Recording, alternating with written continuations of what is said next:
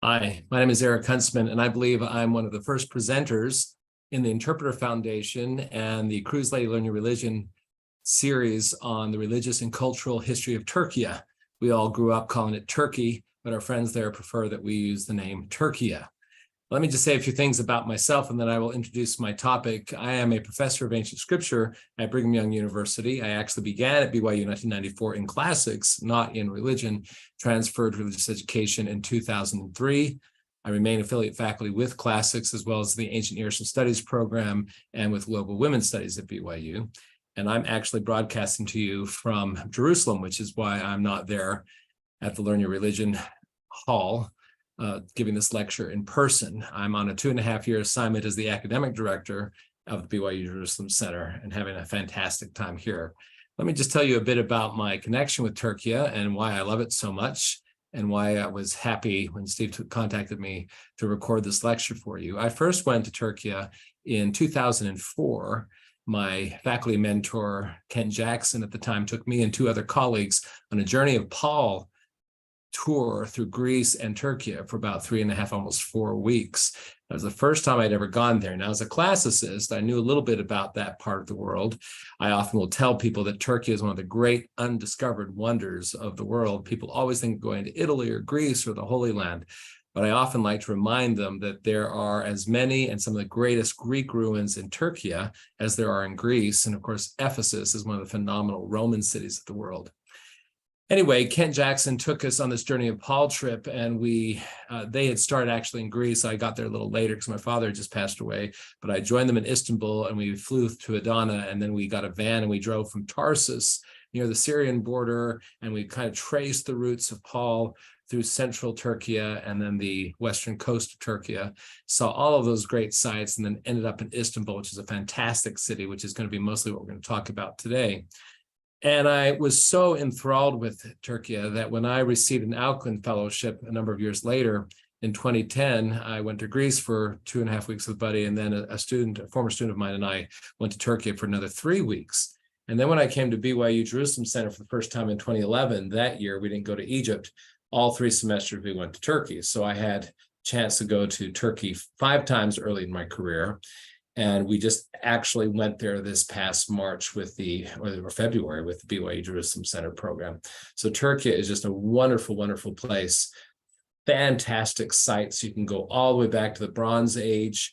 We've got some very early human settlements there, and the great Bronze Age empire of the Hittites. And of course, I mentioned the Greek cities of the coast. We talked about the Roman Empire. And as a young man, I got enthralled with my topic today, which is the so-called Byzantine Empire. And I always tell my students here in the Holy Land, since the Eastern Roman Empire controlled the Holy Land in Jerusalem for about 200 years, that the best way to understand who the Byzantines are Greek-speaking Christian Romans. So I was a young man, and I remember flipping through my World Book Encyclopedia, B volume, and came upon this entry about 10 pages long on the Byzantines, and I was just enthralled by it. And in particular, I fell in love with this great Greek Orthodox cathedral in Constantinople, we now call Istanbul, called Hagia Sophia. And I remember as a young boy tracing it and drawing its floor plan and just trying to imagine what it was like. That was a great thing when Kent and our group, we went through to Hagia Sophia in Istanbul the first time. I thought, wow, this is great. So anyway, I've been asked to talk about the Byzantine period, and in particular, its culture. And so I'm going to go ahead and toggle over, if you don't mind, to a PowerPoint, and I'm going to share with you some slides. We're going to first talk a little bit about the history of the Byzantine Empire to give you a better feel for who the Eastern Roman, the Greek-speaking Christian Romans were. And then we're going to spend the last half hour looking at some wonderful church architecture and the art of Byzantium. All right, so let me go ahead and start this PowerPoint, and so we can look at some of these wonderful slides. Now, I have entitled my presentation, The Second Rome, the Beauty and Culture of Byzantium, and we're starting with this lovely slide. I just took this in February of the inside of Hagia Sophia, now the Hagia Sophia Grand Mosque. But before we can get to Hagia Sophia, I want to give you a little bit of a background on the Byzantine Empire and Byzantine culture. Notice that we called this presentation the Second Rome. So I have two different images juxtaposed there. The first is a model of classical Rome. This is Rome at the time of the Emperor Trajan, I believe, on the left. And then on the right, you have this kind of depiction of Constantinople, the Second Rome. So these are two cities that both claimed to be the seats of Roman power and culture, very similar in some ways, very different in other ways. So let's talk about how Rome moved from the ancient city of classical Rome to the late antiquity and then medieval city of Constantinople. So let's talk about the Eastern Roman Empire. Now on this map, the Roman Empire is in pink, and you see it at a particular point in its history. If you add the tan or the orange sections, that's the Roman Empire at its greatest extent under the Emperor Trajan, but was always under pressure from the Persians and Parthians in the east and Germanic and other quote unquote barbarian tribes in the north. And that at a particular time in its history, an emperor decided that Rome itself was not the most secure place to run his empire. While the Western Roman Empire came under increasing attacks by the German tribes, Constantine, the emperor in the early 4th century, thought that it was prudent to move the capital from Rome in Italy to a new site, the city of Byzantium, which was a Greek city strategically located between the Black Sea and the Aegean Sea and through the Aegean to the Mediterranean. Let me just go ahead and circle that with a purple circle there. That is Byzantium. So you can see it's right there on some straits connecting the Black Sea and the Aegean and Mediterranean seas, and it lies poised between Europe and Asia. So Constantine moved his capital there, greatly expanded the older Greek city of Byzantium, and renamed it after himself as the city of Constantine, or Constantinopolis, or in modern Greek, Constantinopoli. So while the rest of the Roman Empire continued to suffer invasions and eventually collapsed, the East remained strong for another couple centuries. And so Constantinople found itself as the capital of the eastern half of the empire, which remained, as I put here on the PowerPoint slide, rich, civilized, and cosmopolitan. So why did Constantine choose the site of Byzantium for his new capital? And so I have two different maps here. The first one is showing you kind of a broader scale how the site of Constantinople was positioned on a strait called the Bosphorus. So you see where Constantinople is there on that little peninsula, kind of towards the lower center part of the slide. And you see the blue inlet or strait that goes all the way up. And in the upper right corner of the slide is where it broadens out into the Black Sea. Now, just south of Constantinople is not the Aegean or Mediterranean Sea yet. It's an intermediate body of water called the Sea of Marmara. And the Sea of Marmara then has another set of straits, the Gallipoli Straits or the Dardanelles, that go to the Aegean and through the Aegean to the Mediterranean. So that is the geographic positioning of Constantinople. But you'll see that there are a number of cities on the Bosphorus Strait. So why did he pick this particular one? So let me superimpose here a closer view of the site of Byzantium and Constantinople itself. So you see the Bosphorus labeled there and the Sea of Marmara to its south. And you see a third body of water, a thinner inlet going up to the upper left corner of the slide called the Golden Horn. What this did is it presented a peninsula, a site that was protected on three sides by water. So it could control the trade through the Bosphorus and the Marmara, but it was also protected from land attack on all sides but the western side, where Constantine built some strong walls to defend it. So that is the new site of Constantinople. Byzantium was just the very tip of the peninsula originally, and Constantine expanded it out. And then later, another emperor named Theodosius built some walls even farther to the west. So let's talk about this new city for an old empire.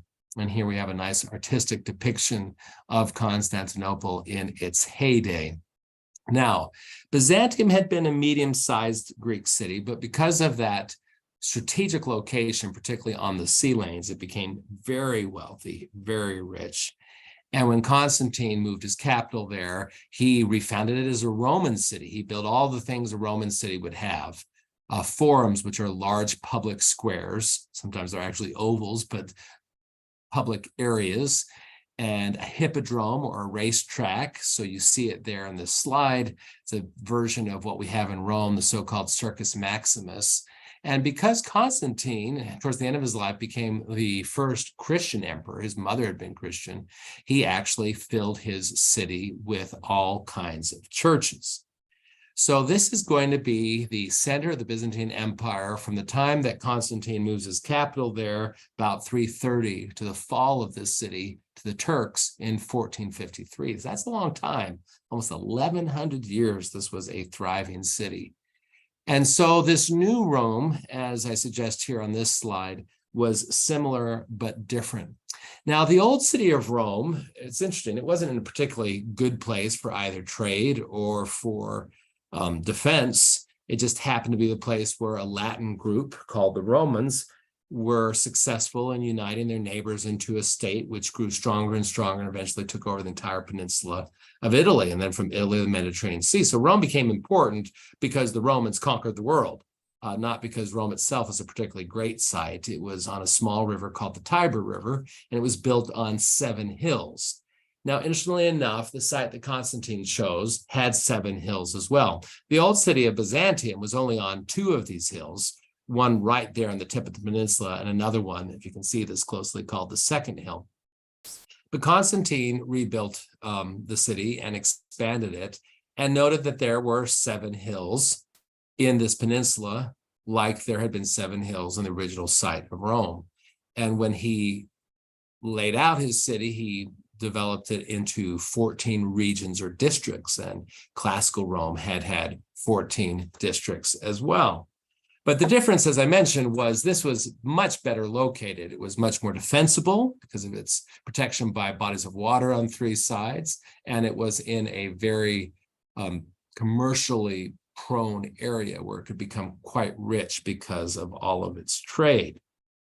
Now, because of its location, when Constantine moved his capital there, that's because his empire really gravitated towards the east. The east was more populated, it was richer, it was less prone to attacks than the western part of the empire was. And as the Western Empire started to decline, Constantinople became more and more integrated into what had been the Greek East. So notice, as I put here in this last bullet point, it would be drawn more and more to the east. And as the Western Roman Empire fell and Rome became kind of a memory as Germanic kingdoms took its place and we moved through the Middle Ages, we developed feudal Europe and then Western Europe and eventually the Renaissance. But it was a much different civilization than what Byzantium was that had been oriented towards the east. Now, a quick disclaimer here. We keep talking about the Byzantine Empire, the Byzantines. While there was a Greek city called Byzantium, founded in about 900 BC and taken over by the Macedonians and the Persians, the Macedonians, and the various Hellenistic states, and eventually Rome. It was only the name of a town, Byzantion or Byzantium in its Latin version, until Constantine moved there in 330. And then when it was called the city of Constantine or Constantinopolis, no one used the term Byzantine again. Byzantine is actually a relatively modern term. Some French scholars were trying to differentiate the Eastern Roman Empire, particularly in its medieval phases, from the Roman Empire proper. And so they used this term Byzantine. But no one there ever called themselves Byzantines. In fact, even though they were Greek-speaking and only Roman in a sense of heritage, and they were a Christian civilization, very different from classical Rome, until the last the last Eastern Romans fell to the Turks, they called themselves the Rhomaioi, or the Romans. Okay, so the subjects of the Eastern Roman Empire always thought of themselves as Romans, even though their culture developed in some very new ways from classical Rome. So that's the continuity. Okay, the Byzantine Empire had the Roman tradition of law and government, and they had the name, and they considered themselves politically to be Romans. But there were quite a few changes, and I've already alluded to these. Greek displaced Latin when Constantine moved there. Constantine was a Roman emperor. He spoke Latin. In fact, the Eastern Roman emperors through Justinian spoke Latin, but eventually they just started to speak Greek, as most of the people in their empire did.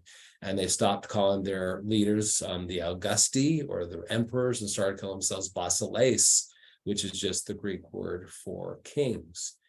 Now, Constantine, as I mentioned, was the first emperor to be baptized as a Christian. It was just a few days or a couple of weeks before his death, but his mother had been Christian and he had been very favorable towards the Christians throughout much of his reign. And with this favoritism from the emperor, and eventually another Eastern Roman emperor, Theodosius, made it the official, Christianity, the official language of religion of the empire, we suddenly have a Christian civilization rather than a classically pagan one. And it was the Eastern variety of Christianity, what we call Eastern Orthodoxy, as opposed to what became Roman Catholicism in the West. And we've already mentioned that it was increasingly oriented towards the East. Now, Oriental is not a term we use very much anymore, but it simply means coming from the Latin Eastern. Okay, so it's oriented towards the East. Now, I'm just going to take another 7 to 10 minutes to talk about history, just to set up the stage for our cultural and religious discussion. But let me just kind of simplify this 1,000-year period of history, 1,100 years, actually, if we start with Constantine in 330 and go to the fall of Constantinople to the Turks in 1453. We can put it into 5 main phases. So it was the Eastern Roman Empire until the 500s, mid-500s, when an emperor named Justinian managed to reconquer North Africa and Italy and even parts of Spain. He never reconquered France or Great Britain, but he conquered much of what had been the old Western Roman Empire. And so in his mind, he was restoring the grandeur of the original Roman Empire, and it was a period of great wealth, and he engaged in huge building projects, including Hagia Sophia, where we're going to spend a lot of our time the second half of our presentation today. Of course, at that very time, it actually ran into some turbulence. There was a plague, there were some wars, and perhaps Justinian overextended the empire. And by the 600s, it was under a lot of stress, particularly from not Germanic, quote unquote, barbarians, but from some other less civilized people from the north called the Slavic tribes, who invaded from what's now Ukraine and Romania and invaded what's now Serbia and Bulgaria. So the Eastern Roman Empire was losing some of its heartland in what we call the Balkans, the areas north of Greece. And on top of that, the Slavic attack, this new religion that the Prophet Muhammad started in Arabia, gave rise to what we call the Islamic empires, and Arab invasions wrested Jerusalem, which, was not one of the larger cities of the Byzantine Empire, but certainly spiritually was its focus. And so the Holy Land in Jerusalem was lost to these Islamic Arab invaders in 638. And soon the rest of the Holy Land and Syria and Egypt and North Africa fell to the Muslims. And so the empire, as I suggest here, was withdrawing. And it was becoming a much smaller empire focused on what we now call Turkey, Anatolia or Asia Minor, as well as Greece and those part of the Balkans that the Slavs had not wrested from it. And so it looked like it was contracting and on its way to, the dustbins of history. But in the 9th century, starting in the mid-800s, it was able to not only hold on to Anatolia, but expand a little into northern Syria and retake much of the Balkans under a great emperor called Basil II Bulgaratonos, which means Basil the Bulgar Slayer. He defeated the Bulgarians, the Slavic group that had taken a lot of the Balkans. And so the Byzantine Empire became a compact, only medium-sized state, but still by medieval standards, quite powerful. Then in the 11th century, there was another period of challenge. And unfortunately, this came from people who should have been the friends of the Byzantines. They had come under attack in the east by the Turkish tribes from Central Asia, who were invading Asia Minor, what we now call Turkey, which had been the heartland of the Eastern Roman Empire. And so they had asked their Christian cousins, their Catholic cousins in the West for help. And so the Crusades began, ostensibly to push the Turks out of Turkey and to recapture Jerusalem for Christianity. But the Fourth Crusade, after the first 3 Crusades, had succeeded in helping the Byzantine Empire regain Anatolia or Turkey, and then the Crusaders themselves took Jerusalem, the Holy Land, and Syria, the Fourth Crusade actually seized Constantinople itself. So the first time Constantinople ever fell to a foreign adversary, after it withstood all these attacks from Slavic tribes and Arab attacks, etc., was from fellow Christians. Venetians, other Italians had shipped over German and particularly French Crusaders, and that struck a deadly blow. They seized Constantinople and much of Greece. Now, eventually, the Rhomaioi, the Greek-speaking Romans, were able to retake Constantinople, but the empire never regained its strength. And its last 200 years was the slow decline as they lost battle after battle to the Turks. And then in 1453, May 18th, 1453, a dark day in Byzantine history, Constantinople fell to the Turks, and the Ottoman Turks made it the capital of their new empire, which eventually became a powerful, really brilliant empire, the Ottoman Turkish Empire, until the end of World War I. So those are the 5 phases. And let me just show you some maps to get a feel for that, and then we'll move to our cultural discussion. So this map shows you the Eastern Roman Empire in orange. Okay, so that's what was the empire ruled by Constantinople. This is the Greek-speaking Christian Roman Empire. The tan areas are the areas that were retaken by Justinian in the mid-6th century, so the mid-500s. You see, they took Italy, part of Yugoslavia, all of North Africa, and a little bit of Spain. So that's the quote-unquote Byzantine Empire at its greatest extent.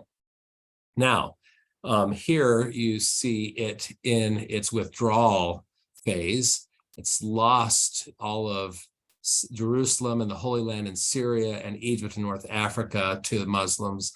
And the Islamic armies are actually advancing into what we now call Turkey. And some of the northern parts of the Balkans have fallen to Slavic groups such as the Croatians and the Serbians and the Bulgarians. And virtually all of Italy has been lost. And so this is the Byzantine Empire in its second phase, its withdrawal and eventually a renewal. Now, this map shows it in its, we call it the second golden age. It's just sitting in this period as the first golden age, but this is its medieval golden age under Basil II. And so you can see it's all of Turkey, as well as a little bit of Syria, the important Syrian city of Antioch, which is one of the Christian centers of Eastern Christianity. And you can see it has all of the Balkans and southern Italy, even a little bit of the Crimea, which is one of those points of contention between Ukraine and Russia now. So that was the medieval empire. And so by European standards, it's only medium sized. The Carolingian Empire of Charlemagne the Great is larger than this, but this was populous and it was rich and it was strong. Now, this map shows what happened when the Fourth Crusade was diverted from going to the Holy Land to reinforce the Crusaders in Jerusalem and turn it against Constantinople. So you see the purple areas are Crusader states, a principality in southern Greece called the Principality of Achaia, a duchy of Athens, a duchy in the Aegean Sea, the duchy of the archipelago, a kingdom in the important northern Greek city of Thessalonica. And all of these Crusader states were vassals of a new Latin as opposed to a Greek emperor in Constantinople. So you see that Latin empire there. Now, there were some refugees from Constantinople. One went to the east to a part of Greece and Albania called Epirus anciently. But the main seat of resistance against the Crusaders was in the important city of Nicaea. And I think it's Dan Peterson, maybe it's Ken Jackson, one of them is going to talk about church councils. Nicaea was an important city, Greek city, and that's where some church councils were held in trying to determine the dogma or the creeds of post-apostolic Christianity. So you can see that there in that red area was a Byzantine refugee who crowned himself emperor not of Constantinople, but of Nicaea, and he used that northwestern state in northwestern Turkey to launch a counterattack, and eventually Constantinople was retaken and Thessalonica was retaken. So it was restored to the Byzantines, but never regained the strength that it had before the Crusades. And so you see that Seljuk Sultanate of Rum. The Seljuks were a Turkish group. They had a sultan, a Muslim or Islamic leader who was centered in a place called Iconium, right there in the middle of Turkey. Rum is just how the Arabs and the Turks described the Rhomaioi, the Greek-speaking Romans. So he saw himself as the sultan of the Romans, even though at this point the Turks haven't taken Constantinople. Now, this last map sadly shows you the Byzantine Empire when it's just a very faint echo of its old days.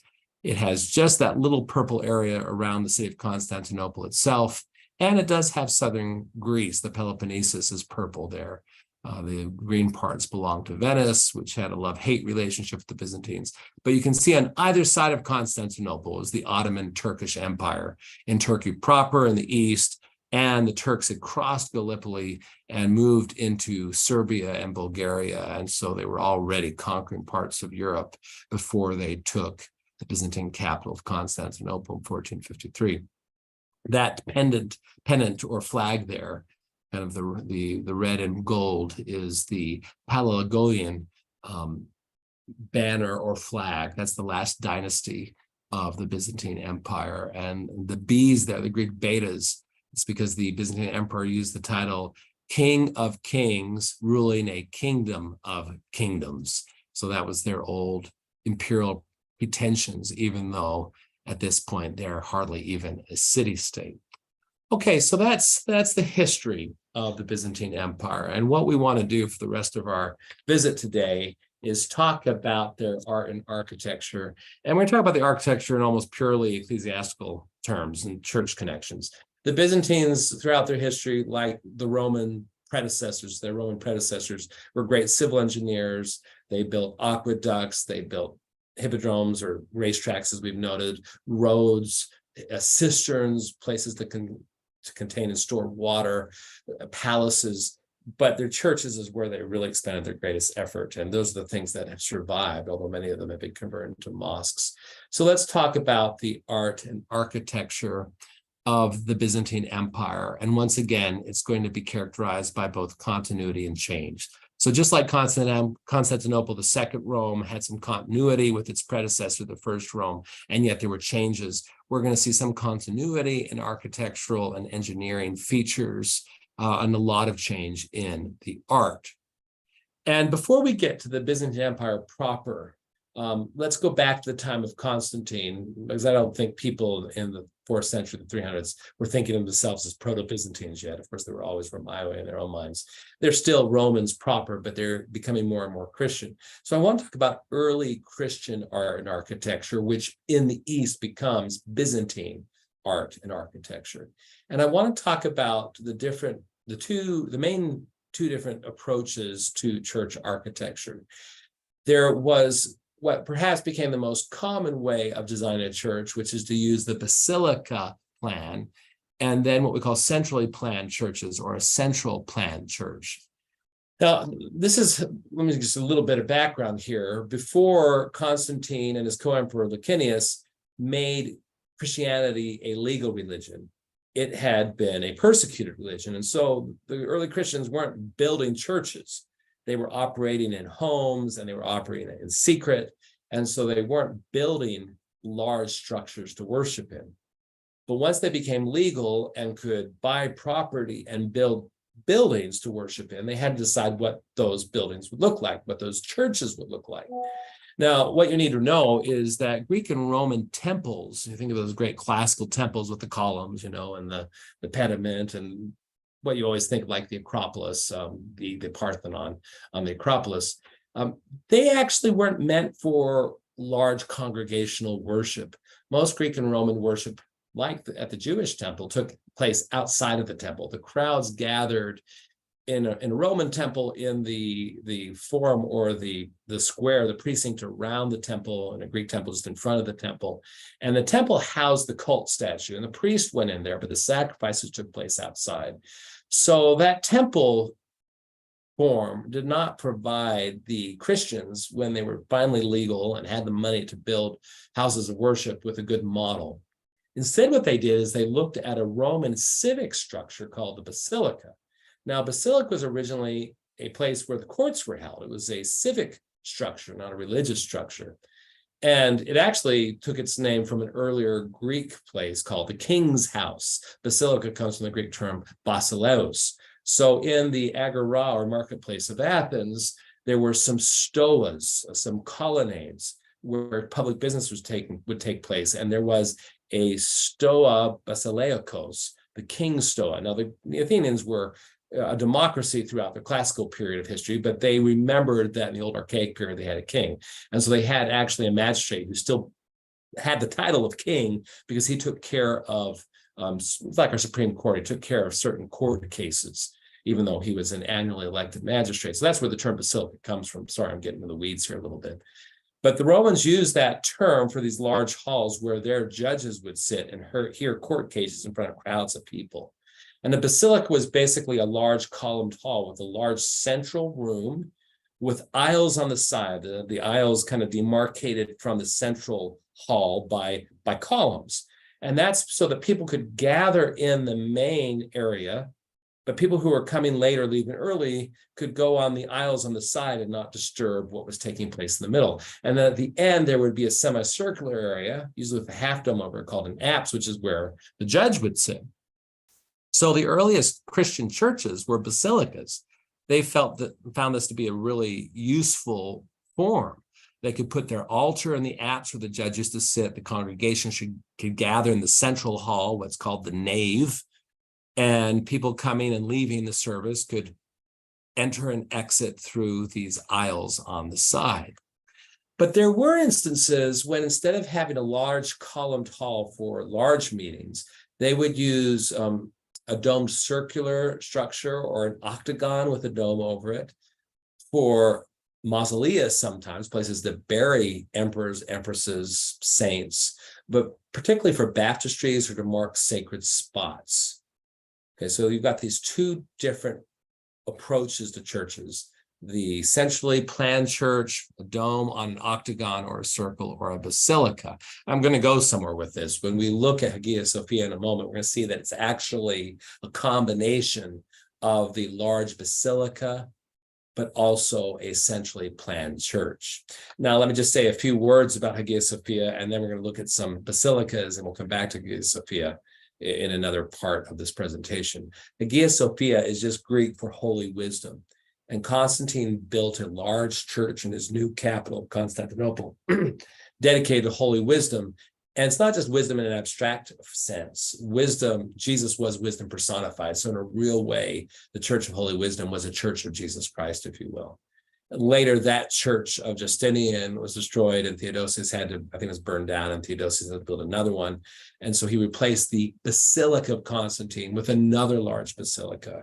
But Justinian, that great emperor under whom the Byzantine Empire reached its greatest extent, rebuilt it a third time after some riots had burned down, virtually the whole city, including church. And here he combined the centrally planned church with the dome with the basilica. And we'll talk about this more in a moment. But interestingly enough, whereas the basilica is the main plan used by Western Christianity, think of all your cathedrals. They have a nave, they have aisles, they just add some two side pieces called transepts to make the plan look like a Latin cross. Byzantine churches are almost always centrally planned in later periods. Sometimes a cross in a square, sometimes an octagon, but almost always dome. To this day, Greek churches are almost always surmounted with a dome. Now let's go back a little to early Christian architecture, and this is a typical basilica. You see the nave in the middle, and you see two or sometimes four aisles. In this case, there are two aisles on each side rather than just one on each side. You see the semicircular area to the right, which is the apse, the altar is there. Bema or bema is just the raised platform where the clergy gather. And then you see there's some other things. The narthex is like our foyer or lobby, and there's an atrium, a courtyard in front of it. But this is a typical basilica, if you will. And here is a cross section of what that would look like. The nave has a much higher ceiling than either of the aisles. In fact, the word nave comes from the Latin word navis for ship. It's like a great ship sailing towards the altar in the apse. And by having the aisles be at a lower level, having lower ceilings than the nave, you can actually add a row of windows above the aisles that let light directly into the nave. And then you have other windows in the aisle itself. So that's a cross section of what a basilica looked like. And here is an actual example of a Byzantine basilica. It's in Italy, but it was built after Italy was reconquered by the Emperor Justinian. This is at a place called Ravenna, not as far north and east as Venice, but kind of in the northeastern part of Italy. And this was in that typical or the traditional basilica form. So you see the high nave in the middle. You see the aisles on either side with rows of columns and arches delineating that. You see the windows, it's called the clerestory, above the aisles, letting light into the nave. But at the end, you have that semicircular apse with a half dome there, full of mosaics. And this is going to give us our first hint, even though this is an early Christian form, the basilica, the apse at least is decorated in a early Byzantine style. And that's what I want to focus on for a moment, using what we call mosaic, little colored stones and pieces of gold and glass to depict, in this case, the saint that this church was dedicated to, Saint Apollinaris. So you see him as the bishop there, also as a shepherd, right? The shepherd of that diocese. And so you've got the sheep around him, you've got the cross above him, you have angels. Notice that you have, it looks like an earthly scene, a man with sheep in fields with trees. But as you get up to heaven, it's not a blue sky with clouds, it turns into gold. This is something we'll see is very typical of Byzantine art, that the heavens are this otherworldly kind of golden thing. On the right, you see a close-up of Saint Apollinaris. And it's amazing the detail that they could do in mosaic. Now, that was a basilica. In the same city in Ravenna, at the time of Justinian, they built a centrally planned church. And this is dedicated to Saint Vitalis. So this is Basilica Santa Vitale in Ravenna. And from the floor plan on the right, you can see it's an octagon with half domes kind of instead of the aisle. And then it's going to have a dome over the central octagon. There is an apse on the top part. It's east, facing east geographically, but on this floor plan, it's towards the top of the plan is an extended semicircle, which is the apse. And this, even more than Saint Apollinaris, is just what I like to call a riot of color. I mean, it's just dedicated, with the gold mosaic representing the heavens. And then you've got colorful mosaics. And notice that that's actually Jesus in the apse sitting on the globe of the earth, if you will. He's depicted as a Roman here, not as a Jew, so he's not bearded, but he's sitting there with angels, and then bishops are kind of approaching him on the side. Now that's in the apse, but on the left side, you can see how almost every exposed part of the walls and ceiling are covered with these rich mosaics. And this is the style, even though this isn't Italy, that came from the East and is going to be perfected, almost to an extent exaggerated, in Constantinople and the East itself. Now, before we leave these two and talk a little bit more systematically about Byzantine architecture and artistic style, I just want to give you two slides that also come from San Vitale that has something to do with our Byzantine emperors. This is a slide of the Empress Theodora. She's the wife of Justinian, and she's there with her ladies at court and some court officials, and she's actually bringing the chalice, the goblet of wine to offer for Eucharist, or what we would call the sacrament. And opposite, on the other side of the aisle there, is Justinian himself, and he has a golden palette, which is going to have the bread for the offering, but he's there with the bishop, Maximianus, and court officials and soldiers. By the way, the soldiers on the left, you see a green shield with what looks like a gold X, and it has like a tall, thin gold P. That's actually a rho, not a P. And so that's the he and the rho. That's the monogram for Christos. So these are Christian soldiers here. So this is meant to whet your appetite. We're sliding from basilica into centrally planned churches, and I'm giving you a taste of what mosaics can look like. But I want to talk for just a moment a little bit more systematically about architecture and art, and then we're going to see the mother of all Byzantine churches, Hagia Sophia. So let me just give you a couple points of summary for Byzantine architecture and then Byzantine artistic style. We're going to have this new innovative style. It's still Roman in terms of its engineering, its use of arches and vaults, and particularly domes. There are a lot of Greek architectural and artistic elements, and increasing, when I say Oriental, I mean things from like Persia and further east. So the Greco-Roman features include columns, arches, vaults, and domes, as I've mentioned. The Eastern influences are the rich ornamentation. I've already used this expression, riotous use of color, not just in mosaic, but we'll see in some of the slides I have of Hagia Sophia, what we call polychrome marble and stonework. But the mosaics, as beautiful and detailed as they are, it's not like Renaissance art will be, which is very realistic. It's not even the realism that the classical Greeks and Romans achieved. It becomes very flat and two-dimensional for reasons we'll describe in a moment, but it's because they start moving to what we call spiritualized representation rather than terrestrial or realistic representation.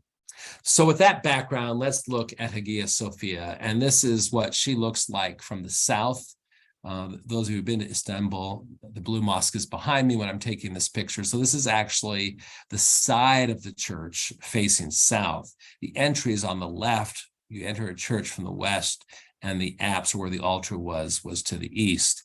Now, by the way, this is not the way it would have looked when Justinian built it. First of all, it would not have 4 minarets on it. Okay, so those were added when it was turned into a mosque. And it wasn't pink or salmon colored for different reasons. Turks through the ages have painted this as they've done repairs in different colors, and that's not what it would have looked like to Justinian or throughout Byzantine history. And although that looks kind of unfamiliar, and she's an old queen of Constantinople, showing her age. She's approaching 2,000 years here. It's an amazing place. And the real richness and beauty is on the inside, not the outside, which is a very Christian idea, right?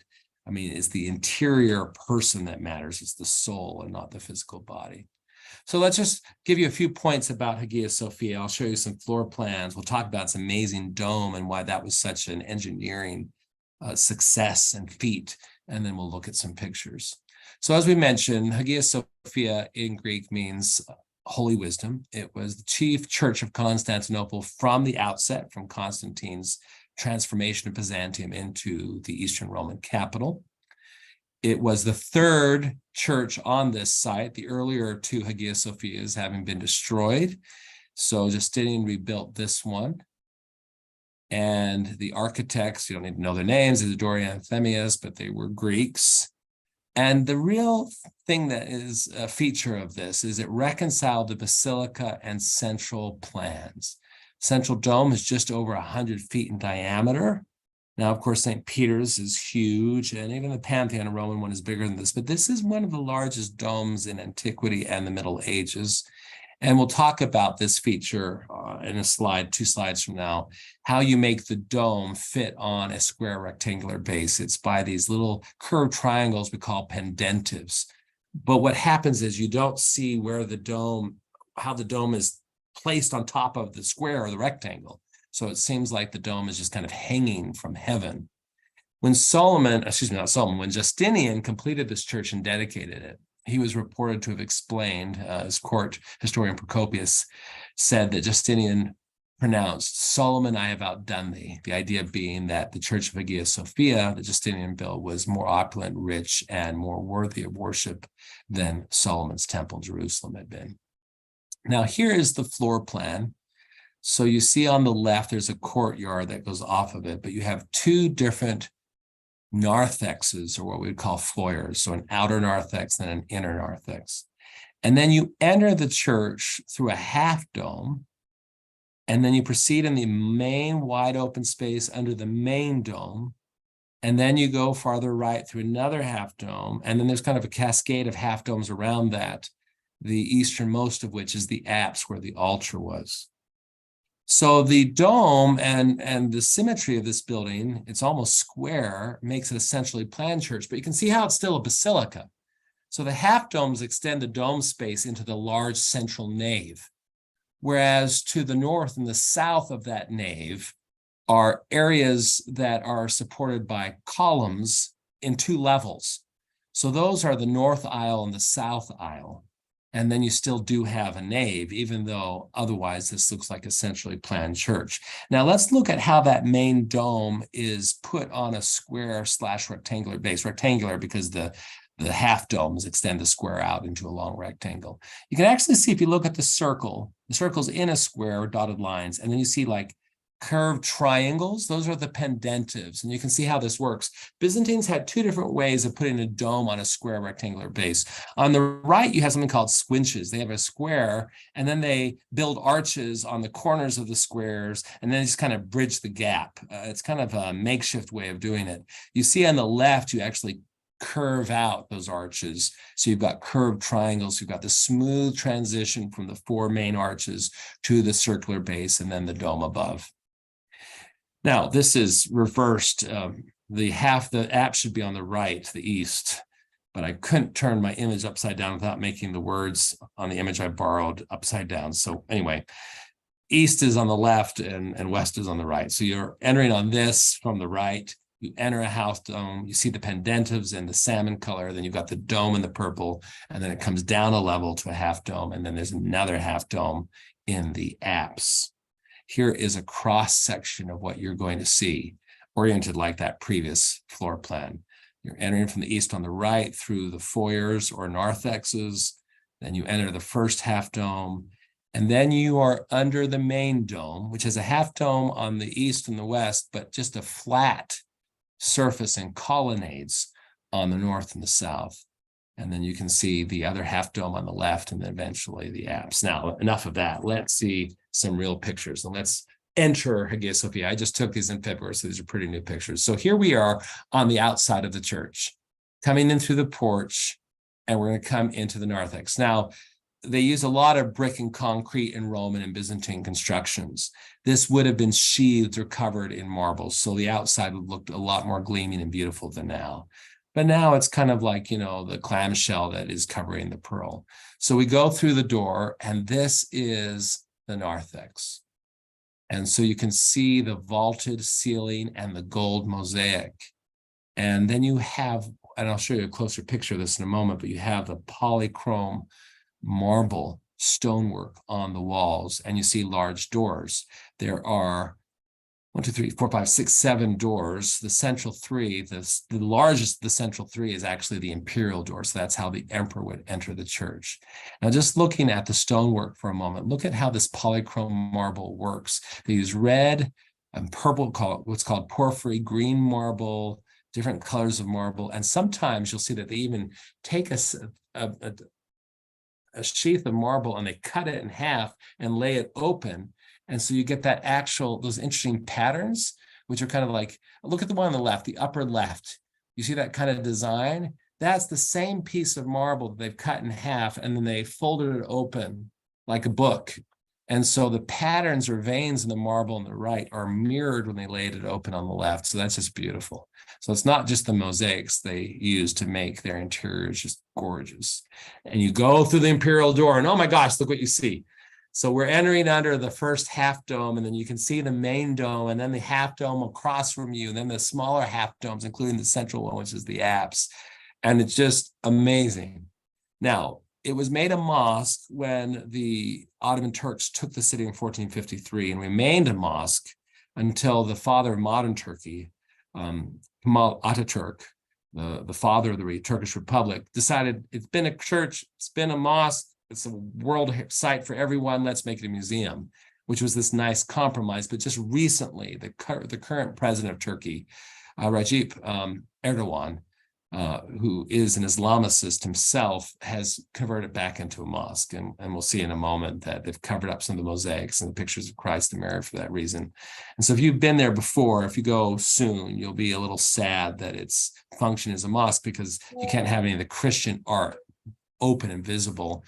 And you see some things. When it was a museum under Ataturk, they left like those big discs with the Arabic writing on it. Those are the names of Allah and Muhammad and the first 4 rightly guided caliphs, the first successors of Muhammad. And you see some Arabic script in the dome, etc. So it was kind of a combination of the original Byzantine Christian artistic program and then later the Turkish editions.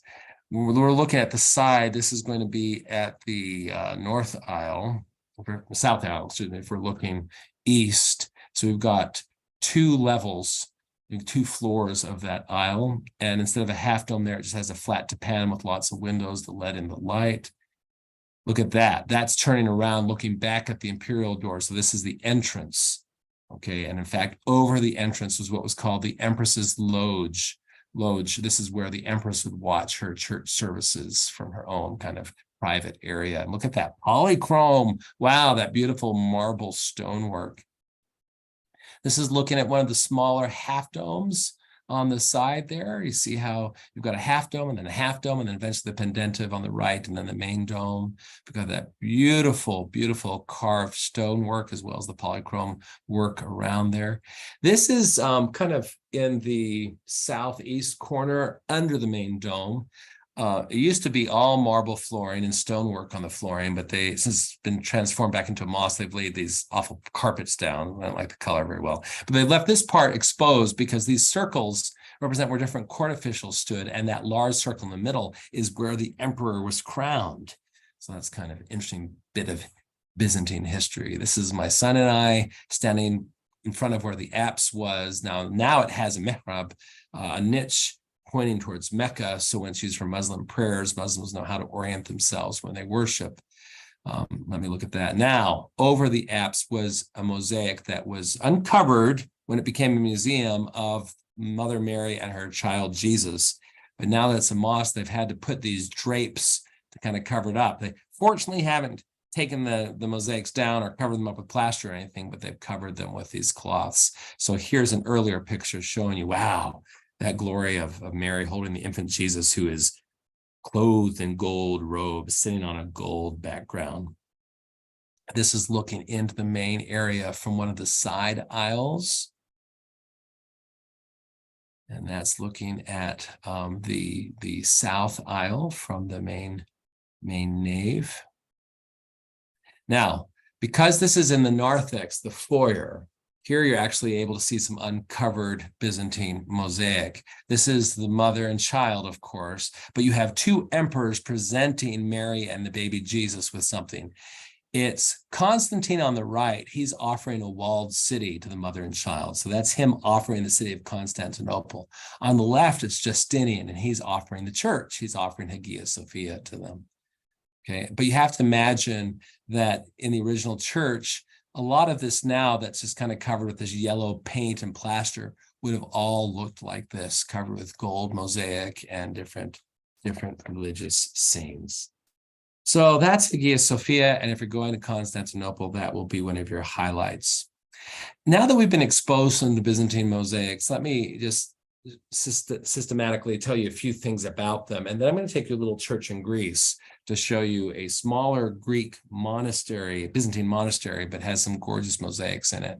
Here are some features of Byzantine mosaics. You know, the Hellenistic Greek kings in the East actually started mosaics. They were using colored stones to make patterns and pictures in floors originally, and the Romans picked up on that. In Roman baths, etc., they have a lot of mosaics in the floors. And some of the earliest Christian basilicas also had mosaic floors. In fact, the Church of the Nativity here in Bethlehem, just south of here in Jerusalem, is a church that was originally built by Constantine's mother, Helena.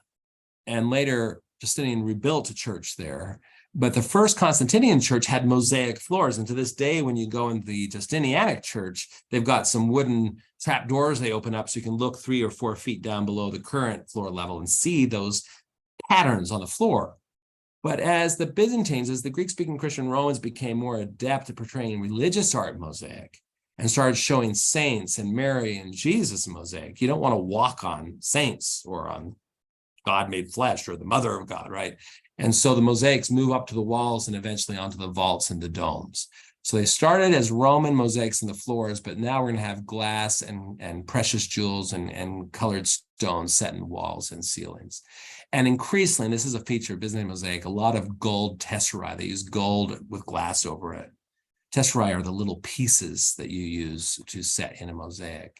And this is a point I've alluded to. It's spiritualized representation rather than realistic representation. It's not trying to be 3D. It's not trying to actually show your muscles and the wavy garments and that kind of thing. In fact, Byzantine mosaics tend to be notably two-dimensional, flattened. because they're not talking about this world. They're talking about a spiritual world in another dimension. The eyes tend to be oversized, and that's because eyes are the window to the soul, etc. So you have more of a spiritualized representation rather than a realistic representation.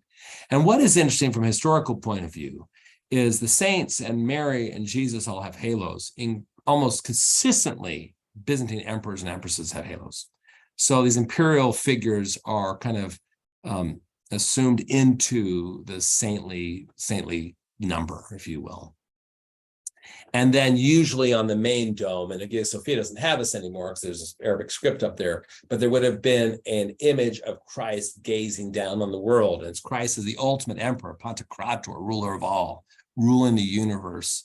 And the idea is you're entering a church and you're leaving this world and you're coming into the spheres of eternity, into the spiritual realms. And that's where you can see Christ ruling as King of Kings and Lord of Lords. Okay, so with that in mind, let's go to this little church not too far, kind of between Delphi and Thebes, if any of you know central Greece. It's called Hosius Lucas, St. Luke. And it's actually a double church. And you can see this is in a later period in Byzantine history when they're not as wealthy as they used to be, but they do their best. They don't have polychrome marble work anymore, but they do a lot of beautiful things with brickwork. But they're still going to do mosaics inside. And when they can't afford the mosaics, they're going to do frescoes. So let's go inside Hosius Lucas. Well, let's look at the layout. First of all, you have the main church, which is dedicated to Luke proper. And then the upper right, you've got a second church, which is dedicated to Mary. They consistently call her a Theotokos, Mother of God. So not Mother of Jesus, but Mother of God, because Christ is God the Son, right? So let's just look. Still, you have some of that polychrome marble work, but we're walking into the church dedicated to Mary, and then suddenly the dome rises above you and the half dome. So there's an example of Christ Pantocrator, Christ the ruler of all, with the archangels kind of surrounding him and the heavenly court. Now that is a fresco. Okay, it was too large to do with all the mosaics. They didn't have the money to do that large with space mosaics, I should have said. This is actually an example not of pendentas, but squinches. You see how the dome, you've got those kind of weird little kind of squat, don't have quarter domes kind of filling in the corners there to change a square into an octagon and then a circle, if you will. Now, here's an example of some Byzantine emperors and empresses, and then some saints below. Here is a nativity scene. So you see the baby Jesus wrapped up like a mummy there, and you have Mary, the star shining down. You've got the angels and the shepherds. That's all done with mosaics. Isn't that amazing? Here's an example of, this is Maundy Thursday, the Thursday before Easter, the Last Supper. Jesus is washing Peter's feet while the other apostles watch. One of the dudes is eager. He's taking his sandal off, ready to be next in line there. And then here you have what you always have over the apse. Mary, the mother of God, baby Jesus in her lap. Well, he looks like a little man there. The Greek letters, by the way, if you know a little Greek, you can kind of make out what's going on there. You have a mu and a rho, and that squiggly line, it's what we call a nomen sacrum, a sacred name. It's an abbreviation. So that's Maria. And on the right, you have a theta and an upsilon with the squiggle, and that's going to be, the Theotoku, I think is what that is. So that's Mother of God. Okay. And that's it. So a little bit rambling. And if you're going to Turkey, you're not going to Hosius Lucas, but I want you to see what a church liked in all of its glory, so you could imagine what Hagia Sophia would have looked like. What you need to know, though, is Constantinople was filled with hundreds of churches. And every city and town would have had churches, some small, and wouldn't all be huge cathedrals, but they would all have had this same kind of artistic plan and the mosaics and this rich otherworldly effect. It's such a difference. It's not, different is not better or worse. I mean, I love Gothic cathedrals in the Western tradition. I certainly love Renaissance, particularly Baroque architecture and art. Michelangelo and his sculpture, how can you beat that? But it's a different approach. We're trying to portray spiritual otherworldly realities with the gold and then the features that are more spiritual than realistic. But in a time, particularly in later periods of Byzantine history, when they're under attack from all sides, they're putting all their efforts into building and decorating these churches. So no matter what happens to their earthly empire, they're holding out for that heavenly empire. So I hope this little introduction, brief survey of Byzantine history, just to kind of set the stage for the people who built these churches and showing you Hagia Sophia and this particular church has whetted your appetite, and that you're going to make plans to go to Turkey sometime and enjoy all of its history, the Greek, the Roman, the Byzantine, the Ottoman Turkish, all of it. It's great. It's a wonderful place with wonderful people. And thank you for letting me share some time with you and something I really love. Greek-speaking Christian Romans. Give them a Book of Mormon, they would have been perfect. Okay, Greek-speaking Christian Romans with gospel, that's all I need. Anyway, thanks for letting me be with you today. I hope that you've enjoyed this kind of rambling presentation, and that your future presenters on different phases of Turkish history and its cultures and religions will just open your minds to the richness of its history. Take care.